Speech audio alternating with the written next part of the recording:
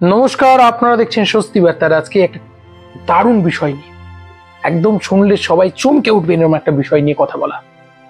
আমাদের একজন দর্শক বন্ধু সমস্যাটা তুলে দিচ্ছেন। তিনি বলছেন যে আমার মেয়ে, তার বয়স 19 বছর, সে তার চেয়ে 20 বছরের বয়সে বড় একটি জীবন সঙ্গীকে পছন্দ করেছে। পাত্র প্রতিষ্ঠাপন্ন, পাত্র অর্থবান, আমাদের এই বিয়েতে এগোনো উচিত কিনা? দেখুন, বড় ছোট এটা ফ্যাক্টর নয়। বিয়ের কিন্তু একটা মুখ্য উদ্দেশ্য আছে। বিয়ের মাধ্যম দিয়ে ছেলেদের বিয়ে হয়, মেয়েদের বিয়ে হয়, ছেলেরা বিয়ে করে এবং দুটো পরিবারের সুখ সমৃদ্ধি জড়িয়ে আছে। ভুল বিয়ে বিপদ ডেকে নিয়ে আসে।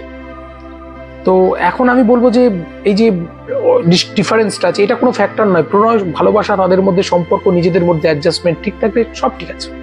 কিন্তু আজকের যে বর্তমান যুগ, এই যুগের প্রেক্ষিতে আমার কিছু কথা বলা, যে দেখুন, যে মেয়েটি তার জীবন সঙ্গী নিজে নির্বাচন করেছে, কারণ মেয়েদের জীবন সঙ্গী নির্বাচন করার অধিকার ধর্মশাস্ত্র দিয়েছে স্বয়ম্বর সভাহত রাজাদের সময়।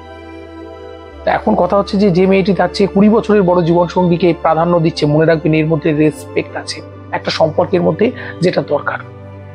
আজকের যুগে দেখবেন, আমি দেখেছি যে একদম কাছাকাছি বয়সে বিয়ে হচ্ছে, ম্যাক্সিমামটাই হয়। এর জন্য দেখবেন ডিভোর্স বেশি, এর জন্য দেখবেন কেয়ারিং নেই। ভালোবাসা, বিয়ের পরই ভালোবাসা ফুরুত করে উড়ে গেছে, কেয়ারিং নেই। পরকীয়া, যেখানে সেখানে পরকীয়া আগাছার মতো জড়িয়ে যাচ্ছে। এর মূল কারণ কিন্তু এটা। আমরা সবাই ভাবি যে বয়সের পার্থক্য মানে তাদের মধ্যে বিশাল একটা গ্যাপ থাকবে, তাদের মধ্যে আকাশ পাতাল নদীর সম্পর্ক থাকবে, আর তারা কেউ কাউকে কয়েক বছর পর সে একজন বৃদ্ধ হয়ে যাবে, অপরজন তার চাহিদা নিবৃত্তি হবে না। আমি বলছি পুরো বিষয়টা ভুল। আজ থেকে 10-15 বছর আগে ফিরে যান, তখন দেখবেন স্বামী স্ত্রীর মধ্যে 10 বছর, 12 বছর, 14-15 বছরের ডিফারেন্স ছিল। তারা সংসার করেছে। আমাদের মা বাবা বা তাদের জেনারেশন গুলো ডিভোর্স ছিল না। যত আমরা নৈকট্য, এই যে স্বামীকে বন্ধু, স্ত্রীকে একদম বন্ধু বান্ধব ইয়ার দোস্ত করে ফেলেছি, যত কাছাকাছি বয়সের ডিফারেন্স কমিয়ে নিয়ে এসেছি, তত ওইগুলো বাড়ছে। তা আমি বলবো, দেখুন, প্রত্যেকের ব্যক্তির স্বাধীনতা আছে।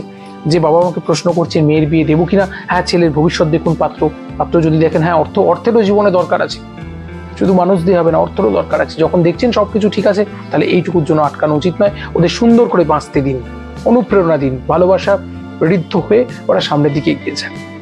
ভালো থাকুন, পরবর্তী পর্বে দেখা হচ্ছে, সঙ্গে থাকুন।